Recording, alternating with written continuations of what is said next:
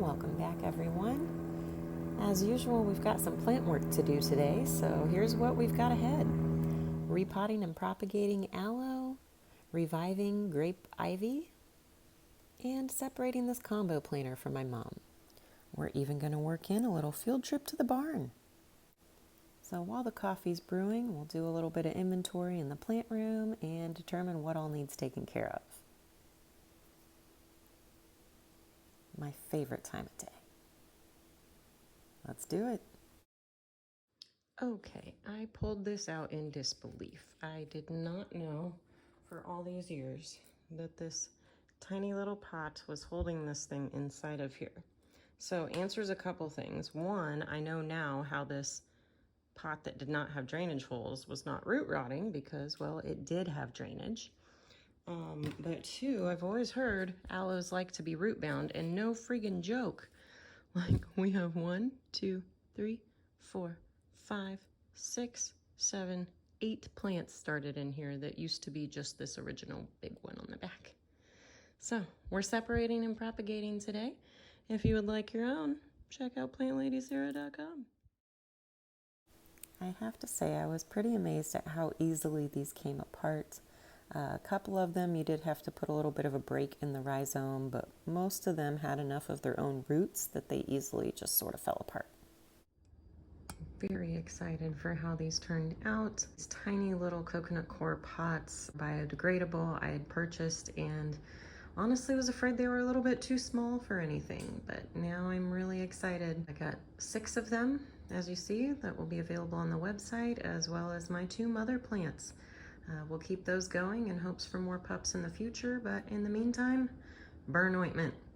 I don't keep much in the house, but I tell you what, I do bake bread. Fresh loaf just came out over there. If you're like me and a little bit clumsy in the kitchen, forget when things are hot, think you're Superwoman, grab yourself an aloe. It'll make things all better. After enjoying the little pots, I also pulled out some Mother of Thousands, which are also available. Okay, this one I'm pretty excited about because, well, one, it came from my mom, but two, when you order rooted cuttings from me on my website, this is an idea of what you can receive.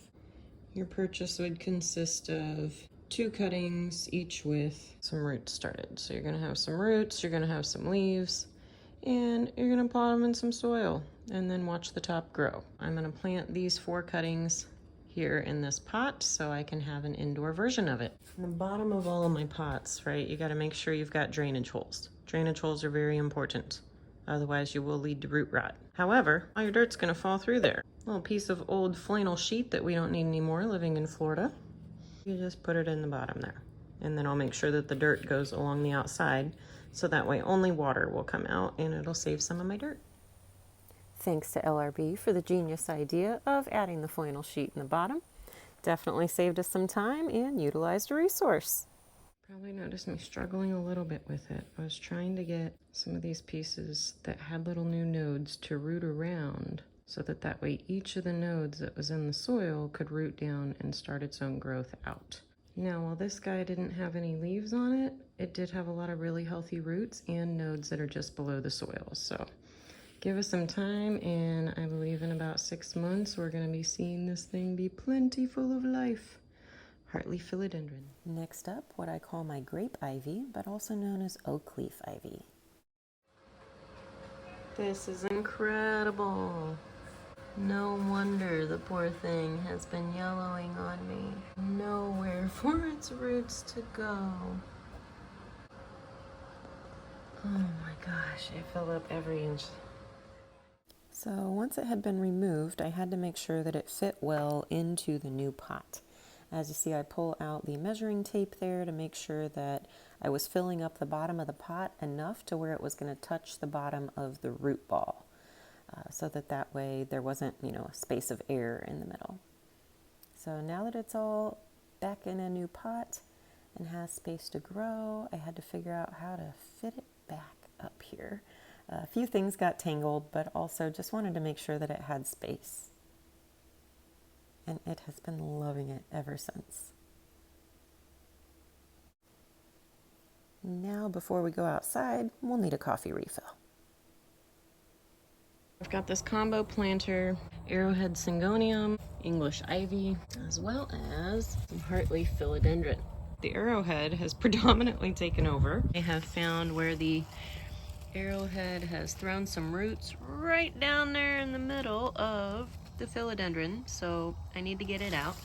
On the ivy, it's kind of rooted itself in an extra spot here, while the main root is all here.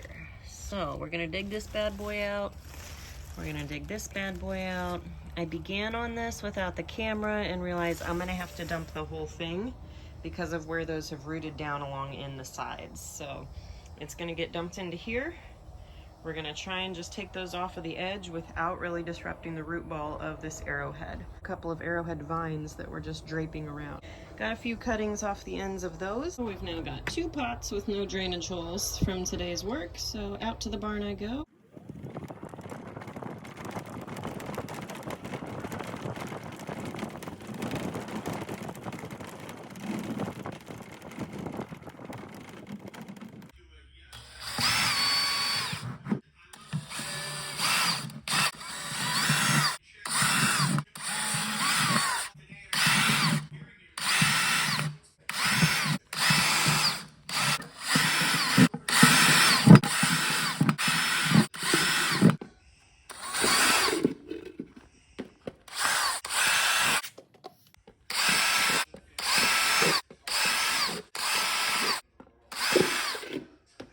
And we're back, and we have holes. We can start putting this back where it belongs. So again, my trusty little shovel going around the edges there to help get it out of the pot, and then just really kind of weaving and unraveling all of the pieces. Got them into their new pots, and just have to fill them in with some dirt. And the soil that I'm using is Miracle Grow Indoor Potting Mix. It's what I use on most of my indoor house plants. It's formulated for monsteras and tropical plants. And then I only have a separate one for my succulents and cactuses, which is Espoma brand. So our 2 plants that have been quintessentially saved from the arrowhead, heartleaf philodendron and English ivy, going indoors. Here we are. This girl has been repotted, pruned up, tons and tons of aerial roots growing out of this thing. Some of them were even cemented to the side of the pot. Very happy plant, loving its life. As much as I want to take it inside, now that it's got pretty fresh dirt inside of it, I'm not going to make that impulsive decision. I'm going to keep it out here a little while longer because, well, it's September in Florida and it's still 90 degrees for a while. So, of course, I've got cuttings available. Be sure to check them out. Coming soon on my plant to-do list is going to be the succulent garden. I had to impulsively save these 2 last week, so more work to be done.